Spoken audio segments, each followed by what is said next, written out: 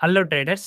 Day 15 of learning basic trading సిరీస్‌లో మర్బూజా bullish candle గురించైతే తెలుసుకున్నాం. Sorry, bullish మర్బూజా candle గురించైతే తెలుసుకున్నాం. Bullish మర్బూజా candle అంటే ఏం లేదు. ఇక్కడ మనకు విక్స్ అనేది ఉండవనమాట.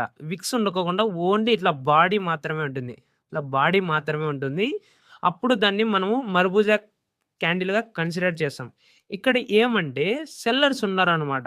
అంటే సెల్లర్స్ డామినేట్ ఉండదు. ఓన్లీ బయర్స్ డామినేట్ ఉంటుందనమాట. అంటే బయర్స్ ఎప్పుడైతే డామినేట్ అయితారో ఇక్కడ విక్స్ కూడా ఉండవు. అప్పుడు ఇలాంటి బాడీ అయితే ఏర్పడుతుంది.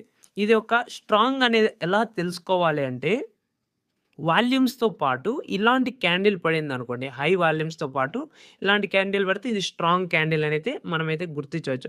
సమ్‌టైమ్స్ ఇలాంటి క్యాండిల్స్ కూడా పడతాంటాయి. ఇవి అన్నీ పడేటివన్నీ మర్బూజా క్యాండిల్సే అని అనుకోవచ్చు. బట్ అవి రివర్స్ అయ్యే ఛాన్స్ కూడా ఉంటది. అంటే మార్కెట్ ఇప్పుడు అప్ ట్రెండ్ పోతా ఇలాంటి క్యాండిల్ పడిందనుకో మనం ఏం చూసుకుంటాం, అప్ ట్రెండ్ పోతుందనుకుంటాం. బట్ అది రాంగ్.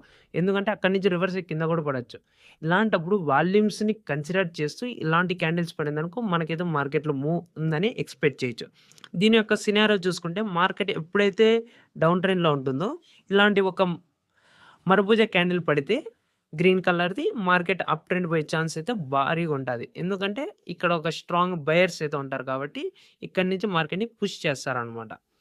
చూడండి అగైన్ ఒకసారి చూడండి సినారియో మార్కెట్ డౌన్ ట్రెండ్‌లో ఉన్నప్పుడు ఇలాంటిది ఒక మర్బూజా క్యాండిల్ పడితే మార్కెట్ మూవ్ అయ్యే ఛాన్స్ అయితే చాలా ఉంటది.